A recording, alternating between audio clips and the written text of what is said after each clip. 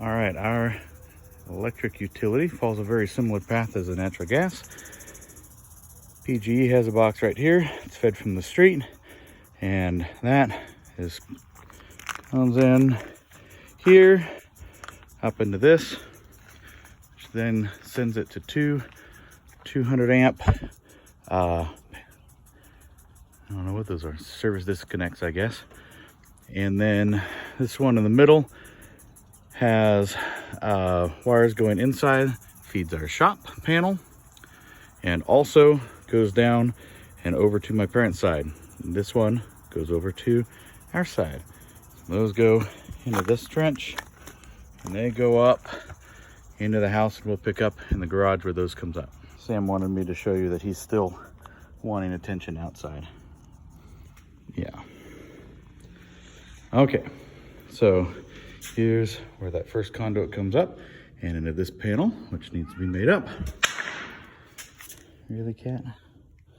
And then this is where the second conduit comes up into our panel, which also still needs a lot more than just being made up. It needs wires. And that's pretty simple from the electrical perspective. Unique things we did, the electrical, we have these nice recessed boxes. I really like these as opposed to the big bubble ones. They still allow you to use it in place to meet code with the cover closed. They've got these little knockouts, little black things at the bottom that when they slide out, you can put a cable through there, a cord, and they fall out. So we have them taped right now because we've already lost one. But I really prefer those instead of the bubbles because they don't stick out nearly as far. And we have those, got one on each side of the door for little fountains or decorations. And then we have more of those boxes around the exterior, especially everywhere where we have a spigot. So I have an electric pressure washer, so if we're washing everything here, hi buddy, we can plug in. And so I think we have 11 exterior outlets total. Oh, hi buddy. Now he's on my shoulder. And then we've got outlets up here and here for Christmas lights. So we have that switched on the inside so that we can run lights along this patio. Hi, cat.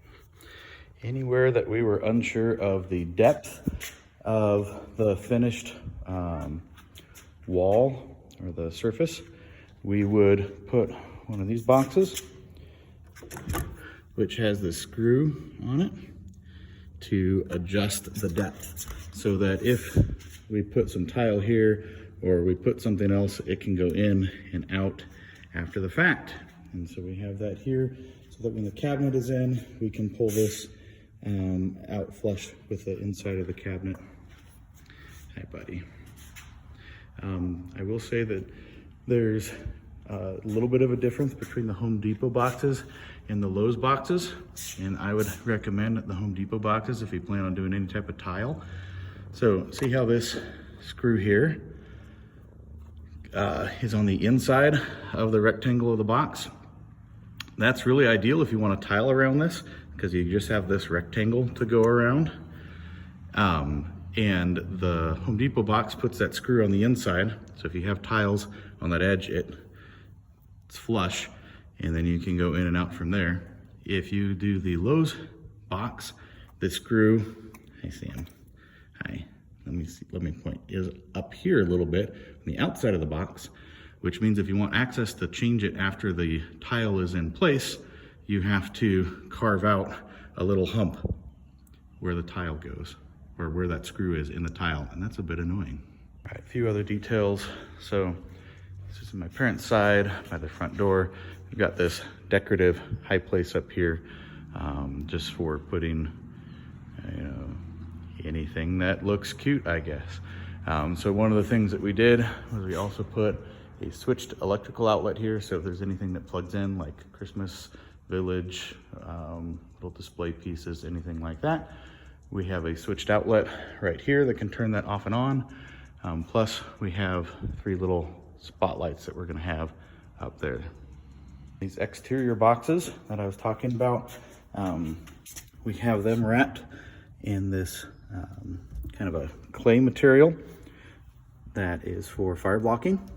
Additionally, it helps prevent bugs and sound coming in from the outside. So that is wrapped really well because my mother, who is a seamstress, did it. Got compliments from the inspector and Sam. Hey, buddy.